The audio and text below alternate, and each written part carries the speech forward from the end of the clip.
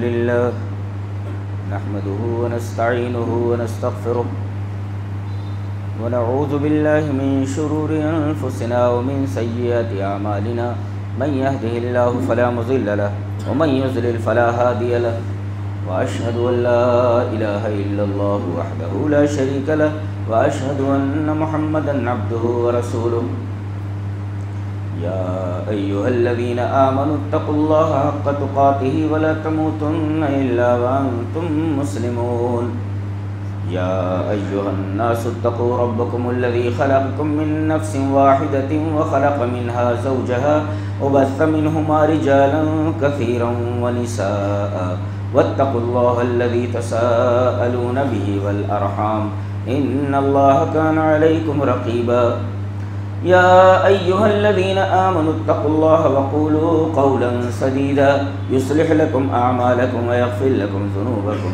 ومن يطع الله ورسوله فقد فاز فوزا عظيما أما بعد فإن خير الحديث كتاب الله وخير الهدي هدي محمد صلى الله عليه وسلم وشر الأمور محدثاتها وكل محدثة بدعة وكل بدعة ضلالة الضلالة في النار أعوذ بالله من الشيطان الرجيم بسم الله الرحمن الرحيم ألهاكم التكاثر حتى زرتم المقابر كلا سوف تعلمون ثم كلا سوف تعلمون كلا لو تعلمون علم اليقين لترون الجحيم ثم لترونها عين اليقين ثم لتسألن يومئذ عن النعيم.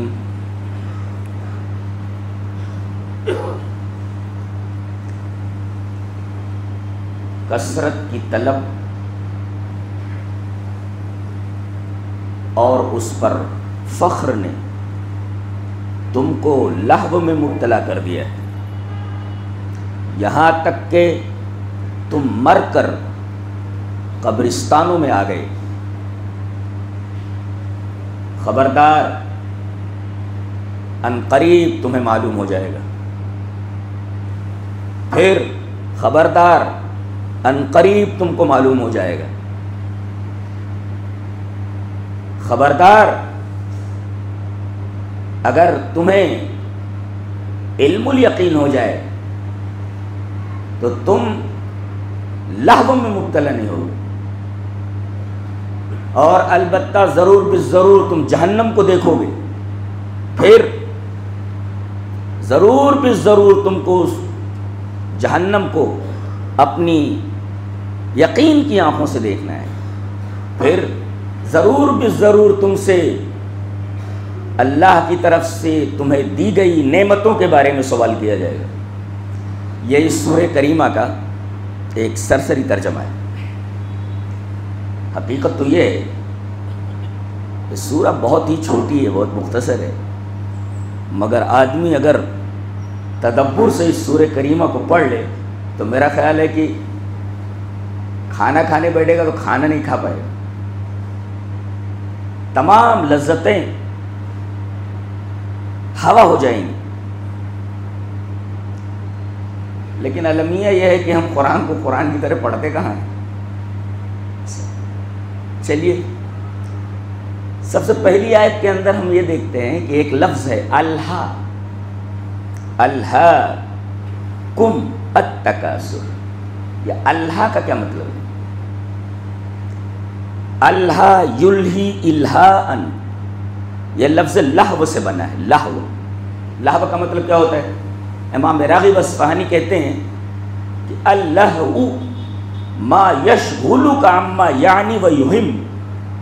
لہو ایسی چیز کو کہتے ہیں جو تم کو اہم چیزوں سے ہٹا کر، اہم کام سے ہٹا کر غیر اہم کام میں لگا دے۔ اشارہ کیا گیا کہ مسئلہ وہ نہیں ہے جس میں تم الجھے ہوئے ہو، مسئلہ وہ ہے جو تمہیں درپیش ہونے والا ہے۔ تم کس خواب و خیال میں ہو؟ مسئلہ وہ نہیں ہے جس میں تم الجھے ہوئے ہو، مسئلہ وہ ہے جو تمہیں درپیش ہونے والا ہے، جن سے تم دوچار ہونے والے ہو۔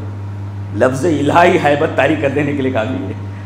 یہ قرآن ہے، قرآن کا انداز بیان ہے۔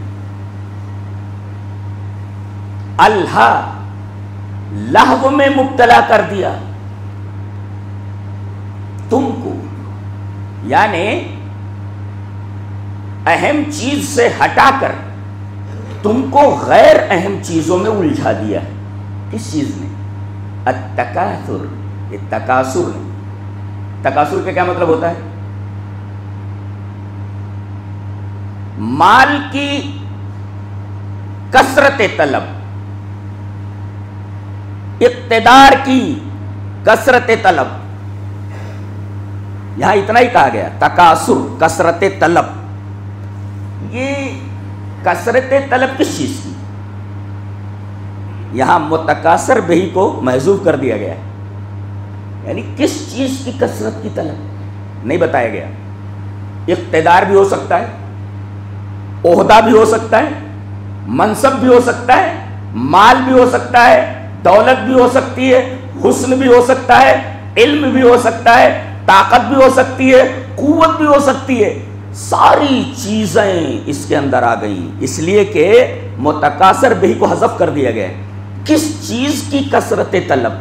وہ چیز نہیں بتائی گئی. کثرت طلب کسی بھی چیز کی ہو سکتی ہے. مال کی کثرت طلب، اقتدار کی کثرت طلب، وغیرہ وغیرہ. تو یہ اقتدار کی کثرت طلب، مال کی کثرت طلب، ان تمام چیزوں نے تم کو الجھا کر کے رکھ دیا. یہ تمام چیزیں تمہارے ساتھ جانے والی ہیں کیا؟ یہ غیر اہم ہیں. ان غیر اہم چیزوں نے تم کو اہم چیزوں سے بیگانہ کر دیا ہے.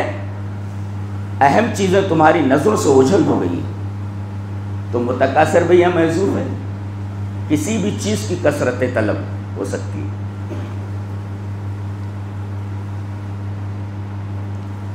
اور یہ بتایا گیا کہ یہ کثرت طلب، یہ مل جائے، یہ مل جائے، یہ مل جائے، یہ مل جائے، یہ دیوانہ وار جو طلب ہے یہ مٹتی نہیں ہے.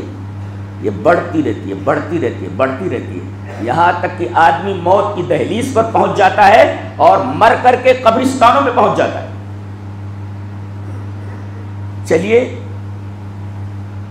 اس بات کو ایک حدیث پاک سے اور موقت کر لیتے ہیں. حدیث اس طرح: وعن ابن شہاب قال اخبرني سعید بن المسیب ان ابا ہریرہ رضی اللہ تعالی عنہ قال سمعت رسول اللہ صلی اللہ علیہ وسلم یقول لا يزال قلب الكبیر شابا في سنتين في حب الدنيا وطول الامل. رواہ البخاری فی کتاب الرقاق. حضرت امام بخاری شریف میں کتاب الرقاق کے اندر اس حدیث کو ایسے لائیں. ابو ہریرہ اس روایت کے راوی ہیں. وہ کہتے ہیں میں نے نبی کریم صلی اللہ علیہ وسلم کو یہ فرماتے سنا کہ آدمی جیسے جیسے بوڑھا ہوتا جاتا ہے دو چیزیں اس کے اندر جوان ہوتی جاتی ہیں. آدمی بوڑھا ہوتا جاتا ہے لیکن دو چیزیں ایسی ہیں جیسے جیسے یہ بوڑھا ہوتا ہے تیسے تیسے یہ دو چیزیں جوان ہوتی جاتی ہیں. یہ بوڑھا ہو رہا ہے اور دو چیزیں اس کے اندر جوان ہو رہی ہیں. لا یزال قلب الکبیر شابا فی سنتین. دو چیزوں کے اندر بوڑھے کا دل بڑھتا رہتا ہے، جوان ہوتا رہتا ہے، شاب ہوتا رہتا ہے. وہ دو چیزیں کون سی ہیں؟ فی حب الدنیا، دنیا کی محبت. دنیا کی محبت پیچھا نہیں چھوڑتی. وہ طول الامل، اور لمبی آرزویں. ہاں اب یہ ہو جائے گا، وہ کر لیں گے، وہ کر لیں گے، وہ کر لیں گے، ایسا ہو جائے گا، ویسا ہو جائے گا. یہ طول العمل ہے. تو جیسے جیسے آدمی کی عمر بڑھتی رہتی ہے جو چیزیں جوان ہوتی رہتی ہے. یہ بوڑھا ہوتا رہتا ہے، دو چیزیں جوان ہوتی رہتی ہے. عجیب و غریب بات ہے. نبی کریم صلی اللہ علیہ وسلم نے ارشاد فرمایا اب یہ چیزیں جوان ہوتی رہتی ہیں اور یہ بوڑھا ہوتا رہتا ہے یہاں تک کہ مر جاتا ہے اور اس کے بعد قبرستانوں میں پہنچ جاتا ہے. یہ ہے الہا، لہووں میں مبتلا ہو. آگے کہا گیا مر کر تم قبرستانوں میں آگے، قبروں میں آگے نہیں کہا گیا. قبریں کہہ دیا جاتا تو ڈر کم لگتا. مقابر کہا گیا جو مقبرہ کی جمع ہے. مقبر، ارے بھائی قبر کہتے ہیں یہ قبر ہے ایک آدمی، وہ قبر ہے وہ دوسرے آدمی، یہ قبر ہے تیسرے آدمی، یہ قبر ہے چوتھے آدمی. تو قبور نہیں کہا گیا، قبور نہیں، مقابر ہے. یہ مقبرہ کی جمع ہے. مقبرہ مانے قبرستان. اور مقابر من قبرستانوں، اس لفظ نے آ کر کے اور ڈر پیدا کر دیا ہے کہ ایک قبر نہیں ہے، وہاں پورا قبرستان ہے، ہزاروں لوگ یہاں دفن ہیں، ان کی آرزویں پیچھے رہ گئیں، ان کی خواہشیں پیچھے رہ گئیں، اور ان کی تمنائیں پیچھے رہ گئیں، سارے کے سارے لوگ یہاں آ گئے ہیں، ایک آدمی نہیں ہے، یہاں ہزاروں لوگ ہیں جو یہاں پڑے ہوئے ہیں، منو من مٹی کے نیچے دبے ہوئے ہیں۔ کیا آیت کریمہ ہے، آدمی پڑھ لے تو ڈر جائے۔ الہاکم التکاثر حتی زرتم المقابر، تم قبرستان کو، قبروں میں نہیں آ گئے، قبرستانوں میں آ گئے۔ تم جیسے کتنے لوگ ہیں جو کتنی تمنائیں، کتنی طلبیں، کتنی خواہشیں لیے تھے، سب خواہشیں پیچھے رہ گئیں اور یہاں قبرستانوں میں آ گئے۔ قبرستان میں نہیں، قبرستانوں میں آ گئے، ایک قبرستان نہیں ہے، ہزاروں قبرستان ہے، تم جیسے کتنے لوگ ان ہزاروں قبرستانوں کے اندر پڑے ہوئے ہیں۔ کیا انداز بیان ہے قرآن حکیم کا، سبحان اللہ و بحمدہ، سبحان من ھذا کلامہ۔ قبر کی زیارت، یہ نہیں کہ قبر میں تم ہمیشہ رہو گے۔ آدمی بولتا ہے ہم وزٹ کے لیے آئے ہیں، زیارت مانے وزٹ، اور یہاں کہا گیا قبر میں آدمی وزٹ کرتا ہے خالی۔ پتہ یہ چلا کہ آدمی کی یہ اخیر منزل نہیں ہے، بلکہ یہاں سے کہیں اور جانا ہے۔ اسی وجہ سے قبرستان کے لیے وزٹ کا لفظ استعمال کیا گیا ہے، زیارت، اور زیارت تھوڑی دیر کے لیے ہوتی ہے، کہتے ہیں ہم آپ سے ملنے کے لیے آئے ہیں، وزٹ کے لیے آئے ہیں۔ چلیے اس بات کو بھی ایک اثر سے، ایک حدیث سے پروو کر لیتے ہیں۔ حدیث اس طرح، امام میمون ابن مہران قال كنت جالسا عند عمر بن عبد العزيز رحمه الله فقرأ الهاكم التكاثر حتى زرتم المقابر فقال لي يا ميمون ما أرى القبر إلا زيارة ولا بد للزائر ان يرجع الى منزله یعنی الى الجنت یا بالنار۔ رواہ ابو نعیم فی حلیۃ الاولیاء، امام ابو نعیم جو محدث ہیں انہوں نے اپنی کتاب حلیۃ الاولیاء کے اندر اس حدیث کو ذکر کیا ہے، راوی حضرت میمون بن مہران۔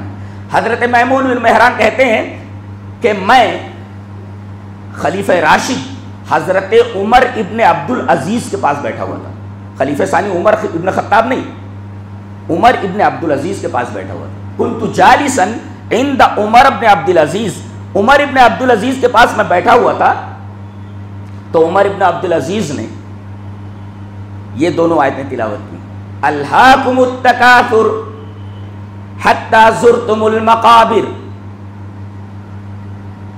اور اس کے بعد کہا یا اے میمون، فقال لی یا میمون، کہا اے میمون، ما اری القبر الا زیارتا، میں قبر کو صرف وزٹ سمجھتا ہوں، وہ مثواہ الاخیر نہیں ہے، آخری قیام گاہ نہیں ہے، بلکہ وہ زیارت ہے ایک طریقے کی۔ اور آدمی جب وزٹ کرتا ہے، جو وزٹر ہوتا ہے، لا بد للزائر ان یرجع الی منزلہ، وہ جو وزٹ کرنے والا ہوتا ہے وہ وہاں سے اپنے گھر ایک دن ضرور جاتا ہے، تھوڑی دیر کے لیے وزٹ کرتا ہے اس کے بعد چلا جاتا ہے، اس کے لیے ضروری ہے، لا بد للزائر ان یرجع الی منزلہ، تو وہ گھر نہیں ہے، منزل نہیں ہے وہ، بلکہ وہ کسی کے گھر گیا ہے، تھوڑی دیر وزٹ کرے گا، اس کے بعد وزٹ کر کے اسے لوٹ جانا ہے۔ اب یہ منزل کون سی ہے؟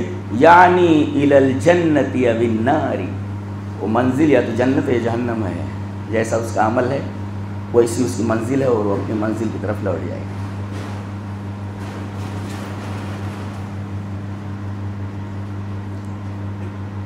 غافل کرنے والی جو چیز ہے، اس سلسلے میں نبی کریم صلی اللہ علیہ وسلم کی ایک اور حدیث ہے حضرت انس بن مالک سے، جسے امام مسلم رحمہ اللہ کتاب الکسوف کے اندر لائیں، مسلم شریف کتاب الکسوف میں حدیث اس طرح، وعن انس بن مالک رضی اللہ تعالی عنہ قال قال رسول اللہ صلی اللہ علیہ وسلم لو كان لابن آدم وادیان من مال لابتغى وادیا ثالثا ولا يملأ جوف ابن آدم الا التراب وَيَتُوبُ اللَّهُ عَلَى مَنْ تَابَ، رواہ مسلم فی کتاب الکسوف۔ حضرت امام مسلم رحمہ اللہ مسلم شریف کتاب الکسوف کے اندر یہ روایت ایسی لائیں، اور راوی حضرت انس بن مالک ہے۔ حضرت انس فرماتے ہیں کہ نبی کریم صلی اللہ علیہ وسلم نے ارشاد فرمایا کہ اگر انسان کو دو وادی، دو ویلی بھر کر کے مال مل جائے، دو وادی بھر کر کے مال مل جائے تو کہے گا تیسری بھی مل جاتی تو کتنا اچھا ہوتا ہے. لبتغى واديا ثالثا, تیسری وادی بھی مل جائے. ولا يملأ جوف ابن آدم الا التراب, آدمی کے پیٹ کو صرف قبر کی مٹی ہی بھر سکتی ہے اور کوئی نہیں بھر سکتا. یعنی یہ تمنا بڑھتی رہتی ہے, کثرت مال, کثرت اقتدار, ان تمام چیزوں کی طرف بڑھتی رہتی ہے اور یہ مٹتی نہیں ہے. بنی آدم کے پیٹ کو ایک ہی چیز بھر سکتی ہے, وہ ہے مٹی, اور مٹی کے نیچے چلے جانا ہے. وہ پکارا ہوتا ہے تو آدمی بیٹھا رہتا ہے, موبائل پہ لگے رہتا ہے اور اسی طریقے سے چلتا رہتا ہے. وہ یہ سمجھتا ہے میری باری نہیں آنے والی ہے, تیری باری بھی آنے والی ہے, تو بھی لائن میں لگا ہوا ہے, تو بھی لائن میں لگا ہوا ہے, تو کہاں بچنے والا ہے, بچنے والا کہاں ہے. تو ولا یملأ جوف ابن آدم, کرنا کیا ہے پھر آخر میں بتائے گا. وَيَتُوبُ اللَّهُ عَلَىٰ مَن, توبہ کرو, جو توبہ کرتے ہیں اللہ ان کی توبہ ضرور قبول کر لیتا ہے. لہٰذا مرنے سے پہلے توبہ ضرور قبول کر کے جاؤ, قبروں میں جانے سے پہلے توبہ ضرور قبول کر, توبہ ضرور قبول کروا لو اللہ تبارک تعالیٰ سے, توبہ کرو. وَيَتُوبُ اللَّهُ عَلَىٰ مَن تَابَ, یہ حدیث کا آخری ٹکڑا ہے, نہیں تو بڑی مشکلات پیش آنے والی ہیں.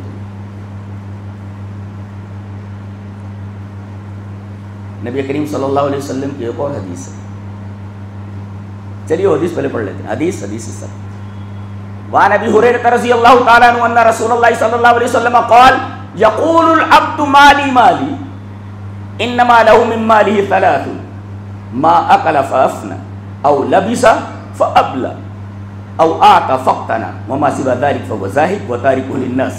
رواہ مسلم فی کتاب الزہد.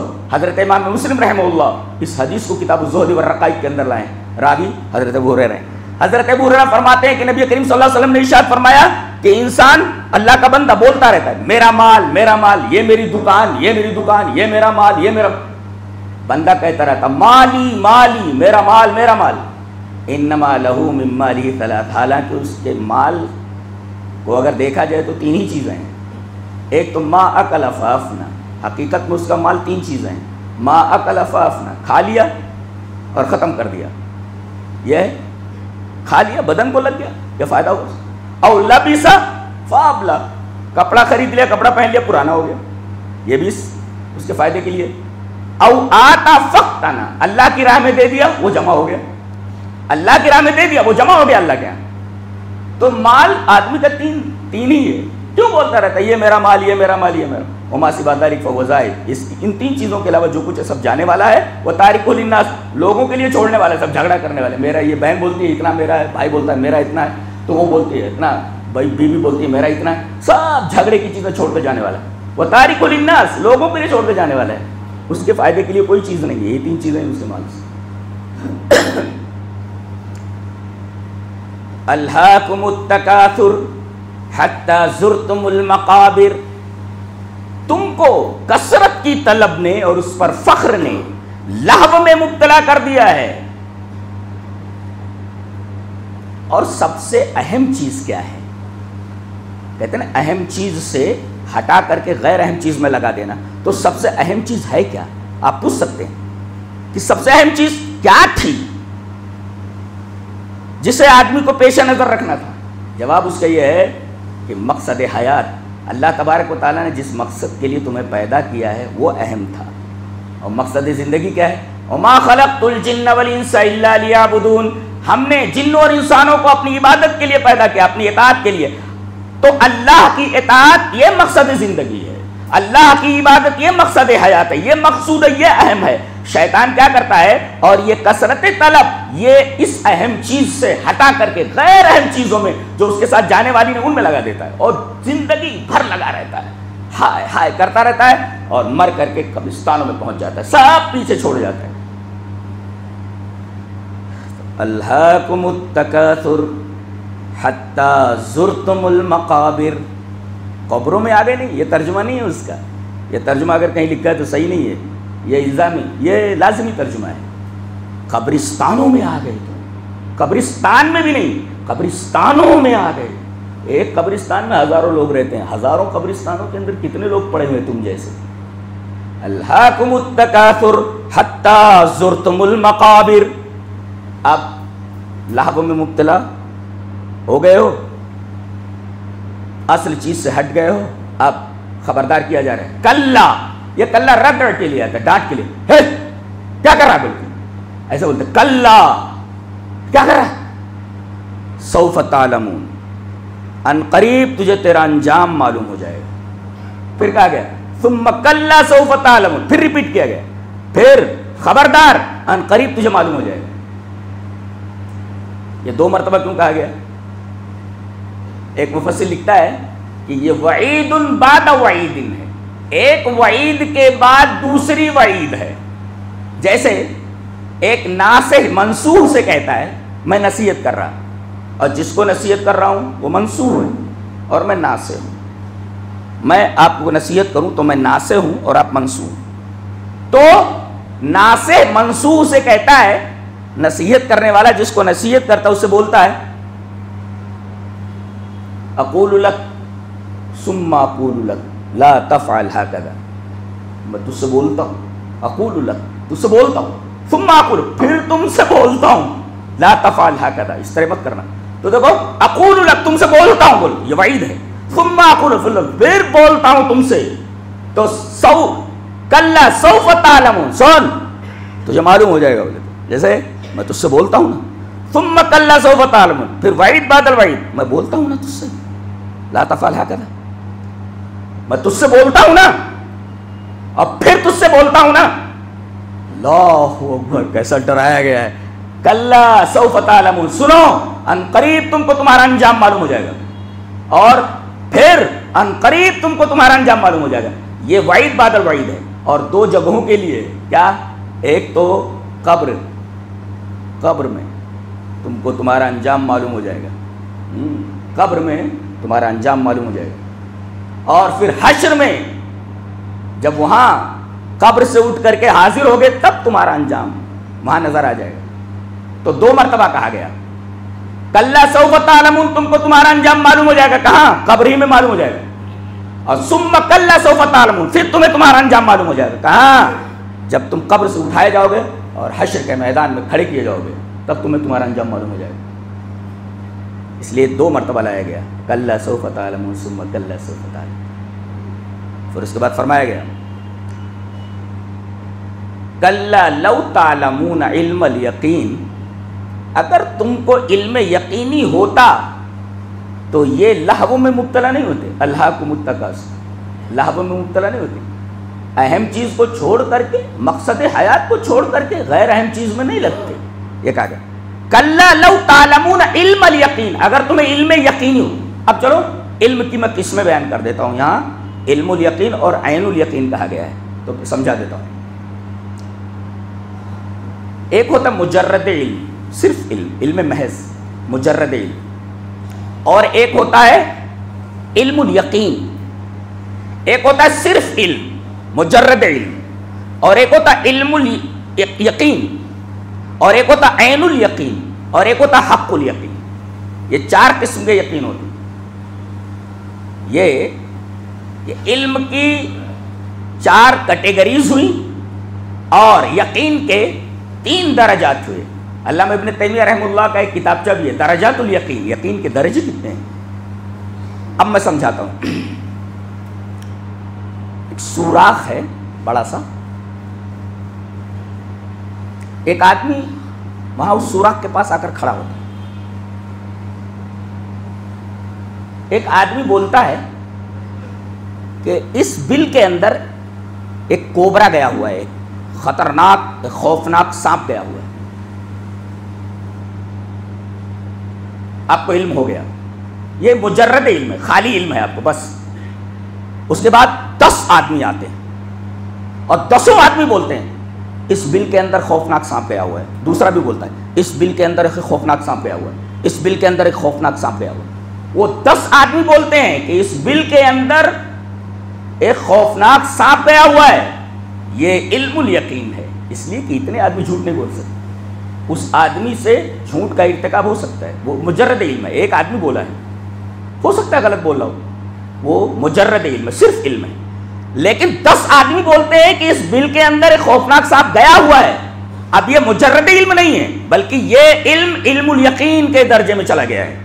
اب آپ کو یقین ہو گیا کہ اس میں ضرور ایک سانپ گیا ہوا ہے، اس لیے کہ ایک آدمی نہیں بول رہا ہے، اس لیے کہ 10 آدمی بول رہے ہیں، 10 آدمی غلط کیسے بول سکتے ہیں؟ اچھا یہ تو ہوا علم الیقین، آپ کو علم خالی ہوا 10 آدمیوں کے کہنے پر، ایک آدمی کے کہنے پر علم ہوا، 10 آدمیوں کے کہنے پر علم الیقین ہوا، اور آپ اپنی آنکھوں سے دیکھ رہے ہیں کہ اس بل کے اندر ایک خوفناک سانپ گیا ہوا ہے، یہ عین الیقین ہے، عین مینس آنکھ، اپنی آنکھوں سے آپ نے دیکھ لیا کہ اس بل کے اندر سانپ گیا ہوا ہے، یہ ہے عین الیقین، اور پھر آپ اس سانپ کو پکڑ لیں، اس سانپ کو پکڑ لیں یا سانپ آپ کو کاٹ لے تو یہ حق الیقین، یہ ایک ہے علم محض، علم مجرد، اور پھر یہ یقین کے 3 درجات ہیں، 10 آدمی 15 20 آدمی بول دے تو علم الیقین، آنکھوں سے دیکھ لو تو عین الیقین، اور اس چیز کو حاصل کر لو، پکڑ لو تو وہ حق الیقین۔ مثال سمجھ میں آ گئی؟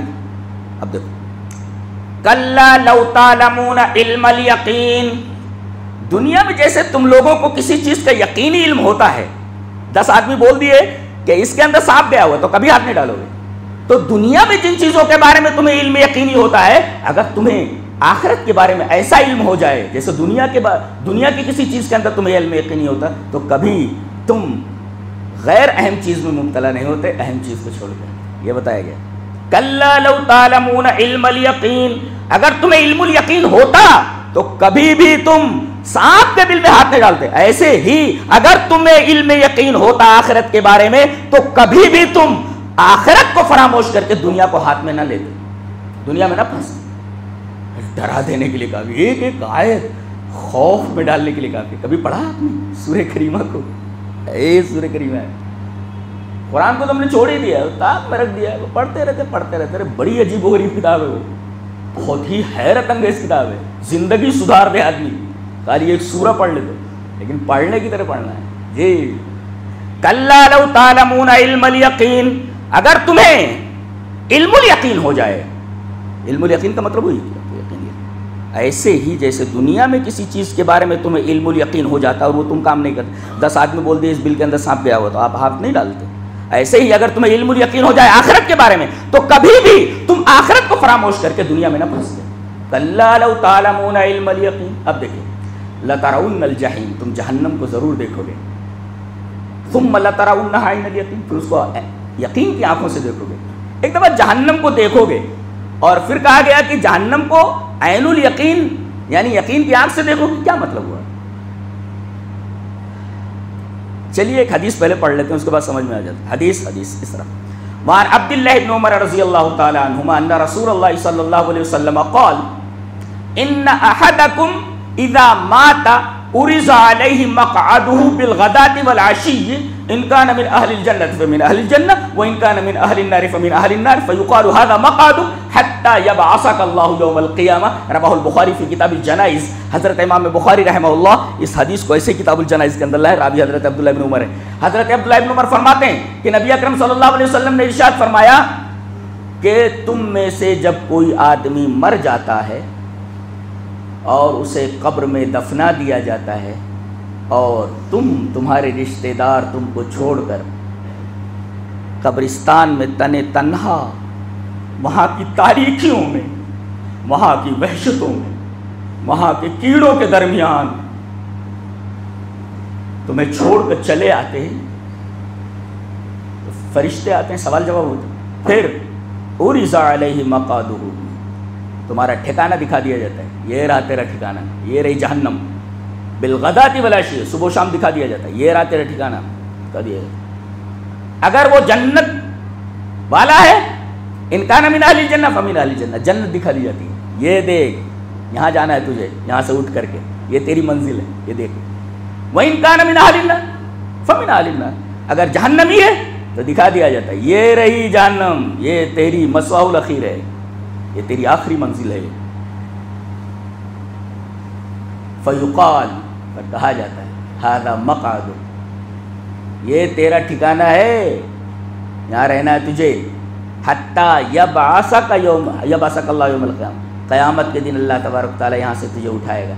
تو قبر میں جہنم دکھا دی جاتی ہے، جنت دکھا دی جاتی ہے، یہ لترون الجحیم ہے، یہ جہنم دکھا دی جاتی ہے اگر آدمی بدکار ہے، آدمی اچھا نہیں۔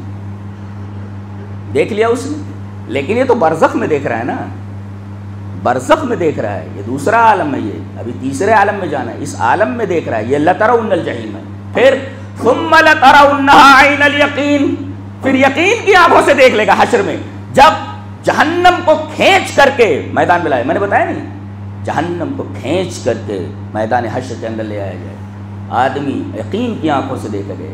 تو ایک ہے قبر کے اندر جہنم کا دکھا دیا جانا، یہ ہے علم الیقین، اور اسی طریقے سے حشر کے اندر جب فرشتے جہنم کو کھینچ کر کے میدان حشر میں لائیں گے، آدمی جب جہنم کو دیکھے گا وہ عین الیقین ہوگا، یقین کی آنکھ سے دیکھ لے گا، یہ رہی جہنم۔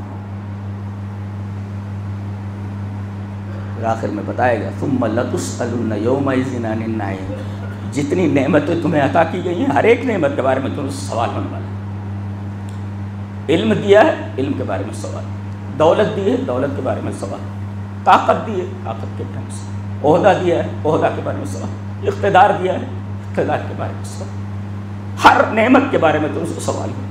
ثم لتسألن یومئذ عن النعیم، اور لام تاکید بانون تاکید ثقیلہ لایا گیا، ایسا نہیں ہے نہیں ہوگا، ضرور بھی ضرور ہوگا، اس میں کوئی شک نہیں، نعمت۔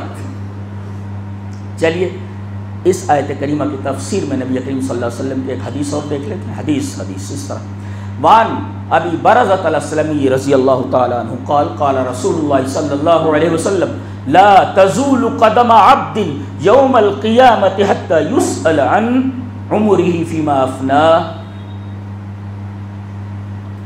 وعن علمه فيما فعل وعن ماله من أين اكتسبه وفيما أنفقه وعن جسمه فيما أبلى، رواه الترمذي في كتاب صفة القيامة۔ حضرت امام ترمذی رحمہ اللہ ترمذی شریف کے اندر کتاب صفة القیامہ کے اندر یہ روایت ایسے ہی لائے ہیں، راوی حضرت ابو برزہ اسلمی ہیں۔ حضرت ابو برزہ اسلمی رضی اللہ تعالیٰ عنہ فرماتے ہیں کہ نبی اکرم صلی اللہ علیہ وسلم نے ارشاد فرمایا کہ بندہ اللہ کے حضور کھڑا ہے، دائیں دیکھ رہا ہے کوئی ترجمان نہیں، بائیں دیکھ رہا ہے کوئی وکیل نہیں، پیچھے دیکھ رہا ہے، پیچھے بھی ڈر کے مارے دیکھ نہیں سکتا، اس لیے کہ رب تعالیٰ سامنے ہے، آدمی کی ہمت کیسے ہوگی؟ ایک معمولی پولیس والا اگر سامنے کھڑا ہوا تو آدمی پیچھے نہیں دیکھتا ہے، جھاپڑ مارتا ہے، میں کھڑا ہوا ہوں سامنے تو پیچھے دیکھ رہا ہے، تو آدمی دائیں طرف دیکھے گا کوئی ترجمان نہیں، بائیں طرف دیکھے گا کوئی وکیل نہیں، سامنے رب تعالیٰ ہے، سوال ہے ادھر آپ کو جواب دینا ہے۔ ثم لتسألن یومئذ عن النعیم، سوال رب تعالیٰ کی طرف سے جواب تمہیں دینا ہے، آپ کا کوئی وکیل نہیں، کوئی آپ کا مددگار نہیں، کوئی آپ کا شفیع نہیں، کوئی آپ کا دوست نہیں، سارے دوست سارے شفیع بھاگ جائیں گے وہاں، کوئی آپ کا پرسان حال نہ ہوگا،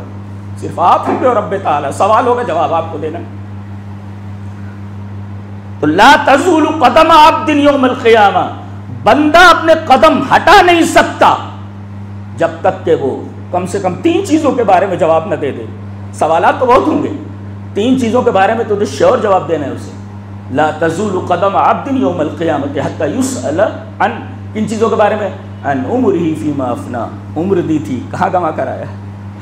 بچوں کو دیکھو موبائل لیے بیٹھے کیا کر رہے ہو؟ We are killing times, we are killing time, ہم وقت کو کل کر رہے ہیں۔ ارے یہ وقت ملا ہے تم کو، زندگی کا ایک لمحہ ملا ہے، بڑا قیمتی ہے، یہ کل کرنے کے لیے، پاس کرنے کے لیے، وی آر پاسنگ ٹائم، ہم ٹائم پاس کر رہے ہیں، گزار رہے ہیں۔ بتا دیا گیا یہ زندگی پاس کرنے کے لیے نہیں ہے، کل کرنے کے لیے نہیں ہے، اس کے ایک ایک لمحے کے بارے میں تم سے سوال کیا جانے والا ہے۔ وان عمری فیما افنا، زندگی کا لمحہ لمحہ کہاں گزار کر آئے ہو؟ جواب دو، زندگی کا لمحہ لمحہ گزار کر کہاں آئے ہو؟ 24 گھنٹہ موبائل پہ لگے ہوئے ہیں، ان سے پوچھا جائے کہ اللہ کے لیے کتنا وقت دیتے ہو؟ اللہ کے لیے کتنا وقت نوجوانوں کے پاس؟ اگر اصحاب کہف کو سامنے کھڑا کر دیا گیا ان نوجوانوں کے، ان کا جواب کیا ہوگا؟ اصحاب کہف انہوں نے تو اپنا دیار چھوڑ دیا تھا، نوجوان تھے، سب ساتھ تھے، کھڑا کر دیا گیا ان نوجوانوں کے سامنے، نوجوان کیا جواب دیں گے؟ یہ بھی تو نوجوان ہیں، یہ اصحاب کہف ہیں، انہوں نے اپنا سب کچھ چھوڑ دیا تھا اللہ کے لیے۔ تم بھی تو نوجوان ہو، تم نے کیا کیا؟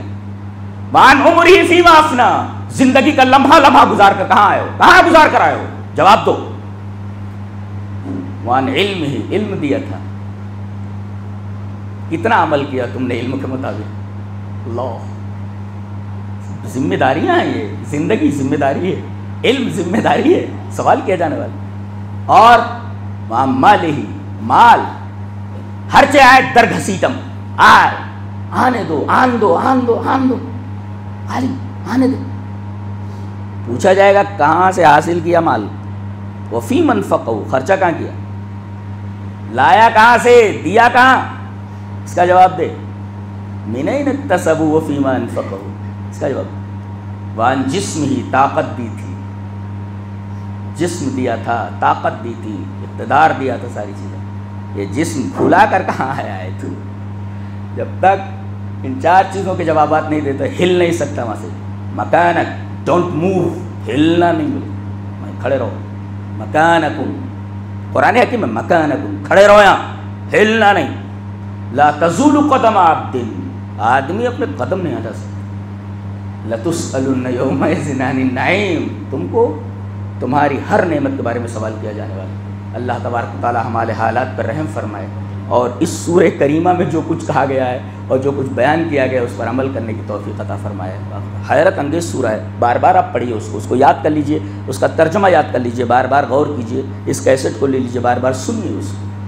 وآخر دعوانا الحمدللہ رب العالمین.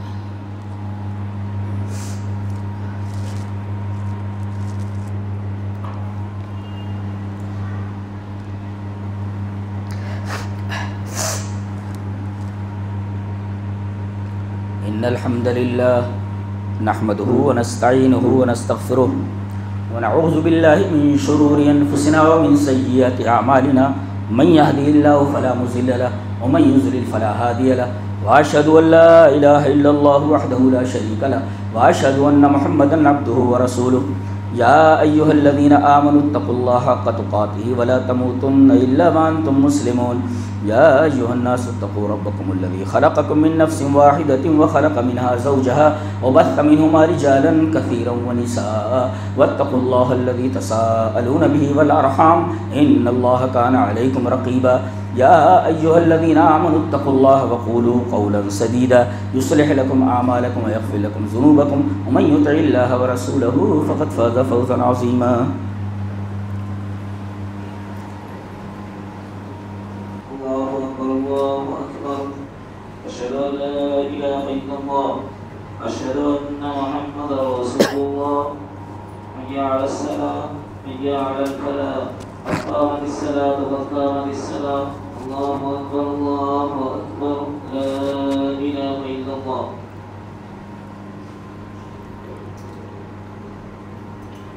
یہ پیچھے سے دیکھ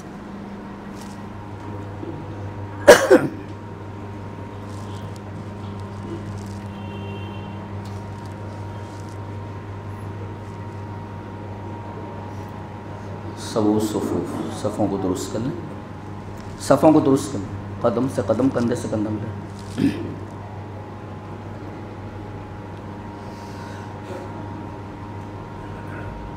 اللہ اکبر.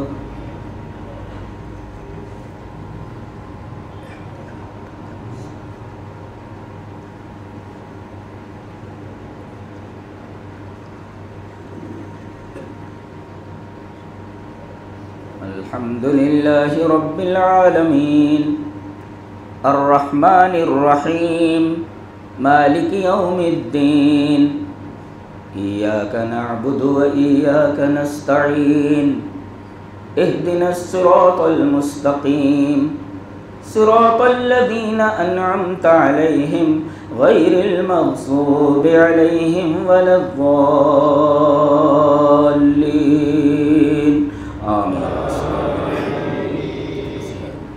سبح اسم ربك الأعلى الذي خلق فسوى والذي قدر فهدى والذي أخرج المرعى فجعله غثاء أحوى سنقرئك فلا تنسى إلا ما شاء الله إنه يعلم الجهر وما يخفى ونيسرك لليسرى فذكر إن نفعت الذكرى سيذكر من يخشى ويتجنبها الأشقى الذي يصلى النار الكبرى ثم لا يموت فيها ولا يحيا قد أفلح من تزكى وذكر اسم ربه فصلى بل تؤثرون الحياة الدنيا والآخرة خير وأبقى إن هذا لفي الصحف الأولى صحف إبراهيم وموسى.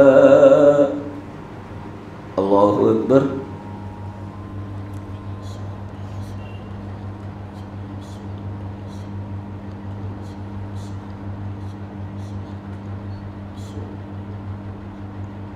سمع الله لمن حمده ربنا ولك الحمد. الله أكبر.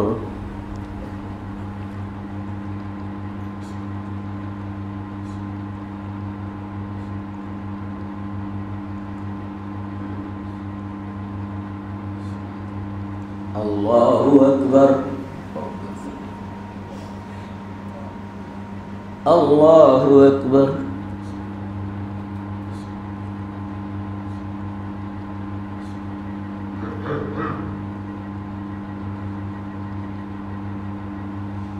الله أكبر. الحمد لله رب العالمين الرحمن الرحيم مالك يوم الدين إياك نعبد وإياك نستعين اهدنا الصراط المستقيم صراط الذين أنعمت عليهم غير المغضوب عليهم ولا الضالين آمين. هل أتاك حديث الغاشية وجوه يومئذ خاشعة عاملة ناصبة تصلى نارا حامية تسقى من عين آنية ليس لهم طعام إلا من ضريع لا يسمن ولا يغني من جوع وجوه يومئذ ناعمة لسعيها راضية في جنة عالية لا تسمع فيها لاغية فيها عين جارية فيها سرر مرفوعة وأكواب موضوعة ونمارق مصفوفة وزرابي مبثوثة أفلا ينظرون إلى الإبل كيف خلقت وإلى السماء كيف رفعت وإلى الجبال كيف نصبت وإلى الأرض كيف سطحت فذكر إنما أنت مذكر لست عليهم بمسيطر إلا من تولى وكفر فيعذبه الله العذاب الأكبر إن إلينا إيابهم ثم إن علينا حسابهم. الله أكبر.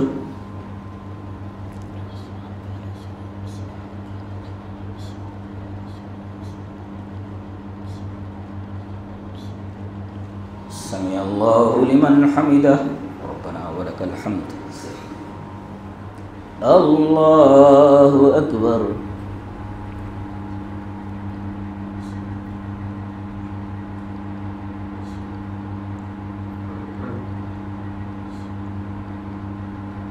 الله أكبر. الله أكبر.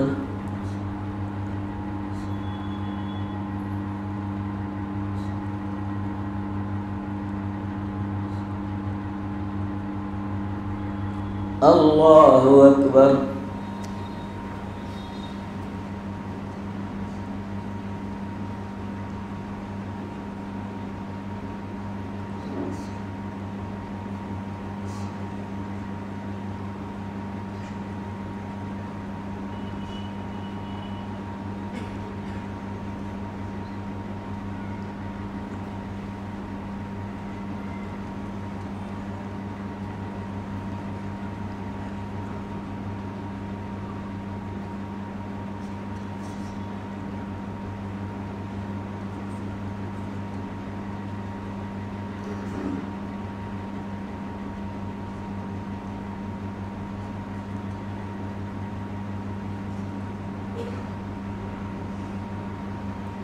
السلام علیکم ورحمۃ اللہ. السلام علیکم ورحمۃ اللہ. اللہ